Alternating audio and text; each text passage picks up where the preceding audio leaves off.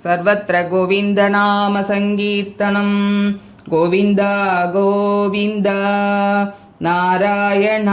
अखिलगुरो भगवन्नमस्ते श्रीहरये नमः श्रीहरये नमः श्रीहरये नमः। व्यक्ताव्यक्तमिदं न किञ्चिदभवत् प्राक्प्राकृतप्रक्षये मायायां गुणसाम्यरुद्धविकृतौ त्वय्यागतायां लयं नो मृत्युश्च तदामृतं च समभून्नाह्नो न रात्रे स्थितिः तत्रैकस्त्वमशिष्यथाखिलपरानन्दप्रकाशात्मना कालकर्म गुणाश्च जीवनिवः विश्वं च कार्यं विभो चिल्लीलारतिमेयुषि त्वयि तदा निर्लीनतामाययुः तेषां नैव वदन्त्यसत्त्वमयि भो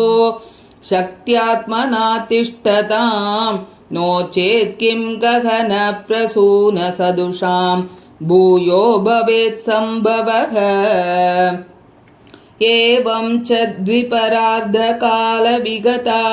वीक्षांसि सृक्षात्मिकां बिभ्राणे त्वयि चुक्षुभे त्रिभुवनी भावाय माया स्वयं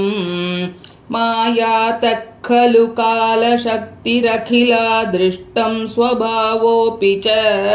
प्रादुर्भूय गुणान् विकास्य विदधुः तस्या सहायक्रियां माया सन्निहितो प्रविष्टवपुषा साक्षीति गीतो भवान् वेदैस्तां प्रतिबिम्बतो विविशिवान् जीवोऽपि नैवापरः कालादिप्रतिबोधिताथ भवता संचोदिता च स्वयं माया सा खलु बुद्धितत्त्वमसृजत्योऽसौ महानुच्यते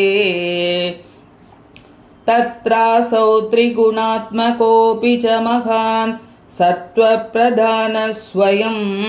जीवेऽस्मिन् खलु निर्विकल्पमहमेत्युद्बोधनिष्पादकः चक्रेऽस्मिन् सविकल्पबोधकमहत्तत्त्वं महान् खल्वसौ सम्पुष्टं त्रिगुणैस्तमोति बहुलं विष्णो भवत्प्रेरणात् सोऽहं च त्रिगुणक्रमात् त्रिविधताम् आसाद्य वैकारिको भूयस्तैजसतामसा विधिभवन् आद्येन सत्त्वात्मना देवानिन्द्रियमानिनो कृतदिशा वातार्कपाश्यस्विनो भग्नीन्द्राच्युतमित्रकान् विदुविधि श्रीरुद्रशारीरकान्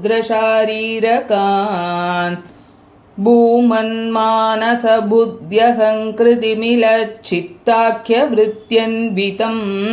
तच्चान्तःकरणं विभो तव बलात् सत्त्वांश एवासृजत् जातस्तैजसतो दशेन्द्रियगणस्तत्तामसांशात् पुनः तन्मात्रं नभसो मरुत्पुरपते शब्दो जनित्वद्बलात् शब्दाद्यो मततः ससर्जित विभो स्पर्शं ततो मारुतं तस्माद्रूपमतो महोत च रसं तोयं च गन्धं महीम् एवं माधव पूर्वपूर्वकलनाद् आद्याद्य धर्मान्वितं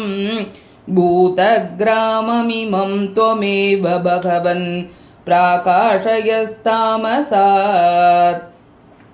एते भूतगणास्ततेन्द्रियगणा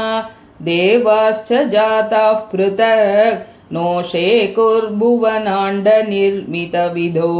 देवैरमीभिस्तदा त्वं नानाविधसूक्तिभिर्नुतगुणस्तत्त्वान्यमून्याभिषंश्चेष्टा शक्तिमुदीर्यता निघटयन्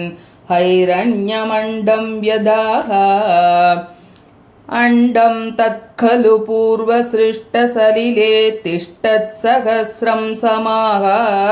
निर्बिन्दन् अकृताश्चतुर्दश जगत्रूपं विराडाह्वयम् साहस्रैखरपादमूर्धनिवहैर्निःशेषजीवात्मको निर्भातोऽसि मरुत्पुराधिपसमां त्रायस्व सर्वामयात् नारायणा अखिलगुरो भगवन्नमस्ते श्रीहरये नमः श्रीहरये नमः श्रीहरये नमः।